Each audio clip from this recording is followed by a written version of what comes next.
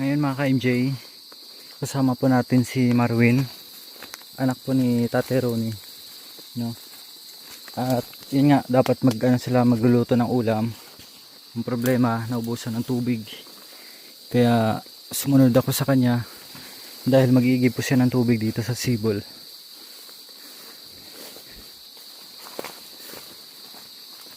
Napakasipag din po ito mga MJ. Sa mura ng edad talagang nagsusumikap din. Hindi po basta-basta ang pamumuso. Kailangan matibay ka. Kasi kung mahina ka, hindi mo kakayanin. Kung minsan nga tayo, kahit maglalakad lang tayo, napapagod na. Lalo na sila. Maglalakad ng malayo. Ito, taniman nyo to?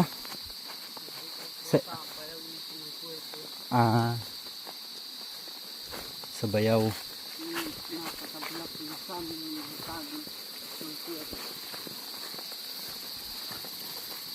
Grabe dito. Dito tayo mag-igib.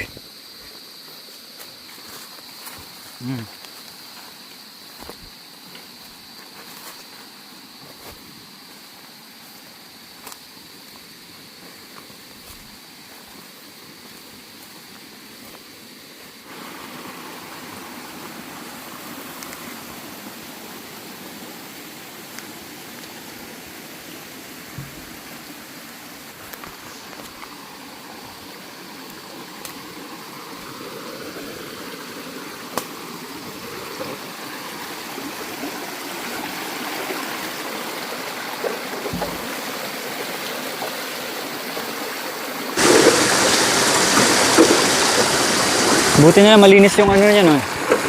Ay malakas.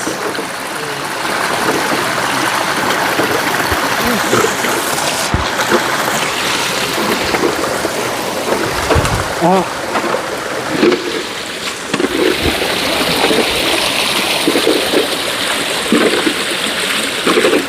Yan, nilinisan muna ni Marwin para malinaw. Sinong gumawa niyan? Dati na yan? Tagal na.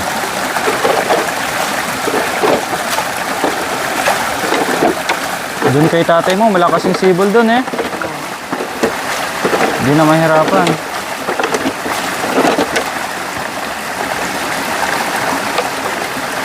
Sahod mo na lang kaya dyan oh. Ay walang wala palang takip. Yan, kanya na lang.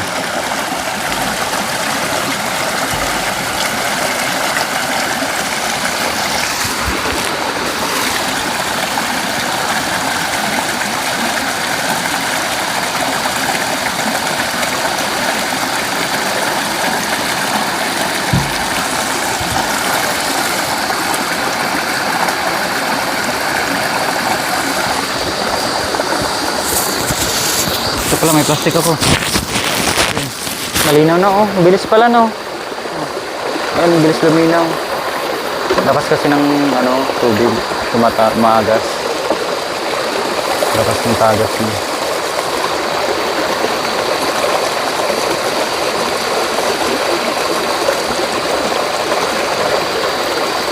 Ilang taon ka na nga, Wen? 21. 21 anyos mga ka-MJ. Tapos, wala pang asawa na. Buti na, hindi ka nag-asawa na maaga. Yung sipag mo ngayon, pag nag-asawa ka, doble-doble na eh.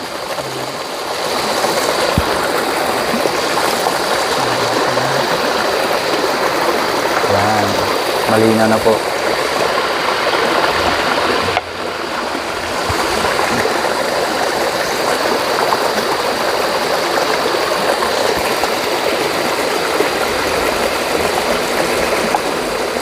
Ilang taon ka nga doon, Win, nung nawalay ka kay tatay mo? Bata ka pa lang, sanggol? Yung kuya ko yung nawala din. Pares kami. Pares kami ng kwento. Bingot pa lang. Nasa ibang nasa tiyahay na kayo. Nasa lolo ako ng tatay, tatay ng tatay ko. Doon kayo, Doon ako. siya nag-alaga sa inyo. Sa naman yun, isa kong kapatid dun sa tatay ng nanay ko yun. Napadpad din. Kanya-kanya kayong kamag-anak. Oo. Kahapon nakausap namin si Kuya Julay mo. Grabe din yung ano ni Kuya Julay. Iyak din. 3 ata rin nung anak niya. 4 ata. Nino? Oo nga. Puro babae yata. Pupunta ka rin doon kay ima mo? Parang nga, kung ano ka, wala kang maano na, hindi mo nasubukan yung ano, tatay mo na nagmahal sa'yo sa kananay. Na nanuwang mo lang yung lolo. Kumbaga hindi mo naranasan yung pagmamahal ng nanay tsaka kay tatay mo. Oo. Kay lolo mo lang. Oo. Ganun talaga. Alam mo naman, siguro maintindihan mo naman kasi Oo. sa kalagayan ni Papa tsaka kay Mama mo, no? Pag matino naman siguro sila, Kung matino lang sana ang tatay, hindi kami ganyan. malagaan kayo kasi masipag si tatay mo. Mabait pa. Hindi kami mapalayo sa bawat isa sa amin. Hindi kayo magkawatak-watak. Tsaka mapagbigay si tatay mo. Kung anong meron siya, binibigay niya talaga. Kasama niyo pala sa Andi. Ha? Kasama niyo pa siya. Ngayon? Oo. Hindi. Mamaya kung kaya ng oras, puntahan namin. Baka hindi na siguro. Lagi namin binibisita si tatay mo. Alam mo noon, yung nadatnan mo ya, ano, na solar yan? Oo. Ano yung bahay niya doon, nadatnan mo? Yung dating bahay niya. Yung kugon lang. Oo. Tapos walang dingding eh. Oo. Tapos wala rin siyang tulugan. Doon sa lupa siya natutulog. Nakita ko na lang po yung yero. May yero na. Oo. Tapos may ano, Yero, radyo. yung pinaglagyan ng ano, yung may trapal doon sa gilid. Nabutan mo yun? Hindi. Hindi. Yung yero lang. Tapos natutulog si tatay mo doon sa lupa. Bulong ng saging, laya. Oo. Tapos yung lumang kumot niya, yun lang. Panay tabako, walang kausap. Walang pagkain. Yung unang punta namin doon, pagkain niya, yung laya lang. Walang nasi. Ano, yung ako lang nag-aatid doon. Oo. Pero hindi ko lang, yung napadpad na ako dito sa kita kong kapatid. Hindi ka na nakapunta doon. Hindi. Ganyan talaga, Marwin. Hindi lang naman ikaw. Marami ding kagaya mo na ano, iba't ibang sitwasyon. Siyempre, kung maayos yung pag-iisip ni tatay tsaka si nanay mo, talagang alagaan kayo. Makapag-aral pa siguro, ne? Kasi masipag masipag magtanim. Gusto na yan? Oo, tama nito. Ayan. Napuno na yung dala ni Marwin ano, container.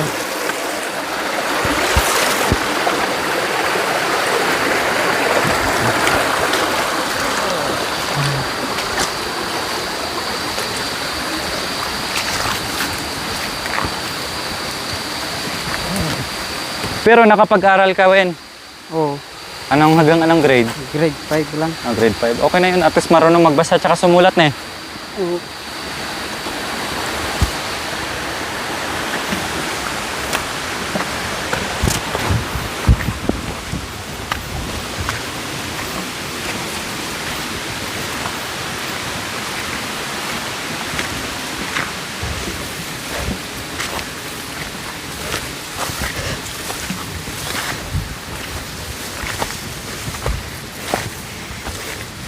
Kahit mataas yung bundok, naakyatan nyo na.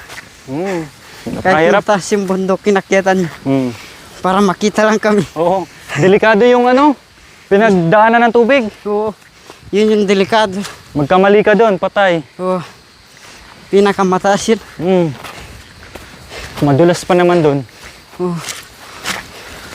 Pero mamaya, may iba tayong dadaanan. Doon sa Matinik. Mahitak naman tayo. Para paglinis ng daan. Si Joshua kanina naglilinis sa daan eh.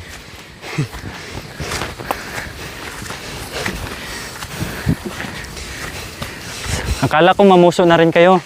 Hindi. Hindi na pala. Naglinis lang ang saging. Pero dito din kayo namumuso. Opo. Ang layo ah. Tapos binabakay nyo pa punta sa baryo? Opo. Nung minsan, Nakapuso ako dyan sa sako po. Hmm. Pinasang ko lang papunta ng baryo. Grabe. Tapos magkano lang yun? Mga 800 lang. 800? Oh. Wala, pagkasya lang sa pagkain. Malaking ano yun ah. Malaking sako na yun siguro. Oo. Yung 50 na kilo. Oh. Pinaglagyan ng Paglaki ng Abono. palaya po. kapalaya. Grabe. Tapos pag kumita ka, Pambili ng bigas. Sa gatas. gatas nino. Kaming pamangkin ko. Ah, tumutulong ka kay kuya mo. Oh. Mga ilang buwan ka na rin sa kanya? 3. 3 buwan? Oh. Hmm. Buti nandito ka, may katuwang din si kuya mo. Oh. Kagaya ngayon, kung wala siya lang mag-isa siguro.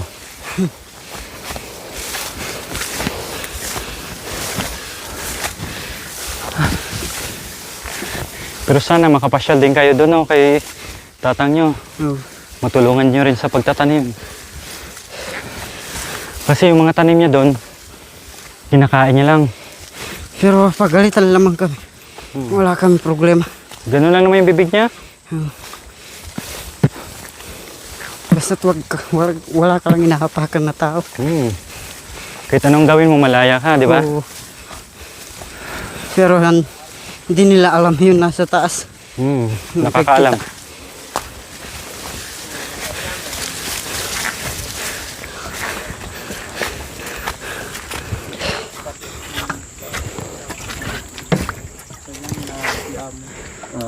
Masuka na para may pangbuhay din doon sa nakukok sa'yo. Malayo ba? Ay, malapit lang po. Diyan lang po sa baba. Pero Tingnan ka. pagod din.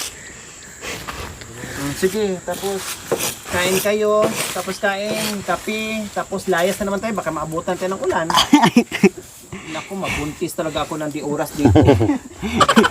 Kahit sisigaw ako, ay, rep pala.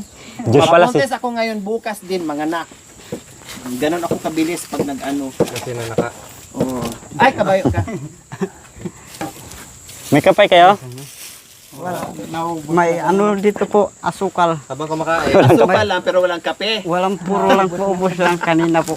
Kawawa naman. Meron na May dala. asukal sila, naubos yung kape nila. Eh, pag naabutan sila dito ng ulan, lalamigin, no? Ibutas-butas pa tong ano nila.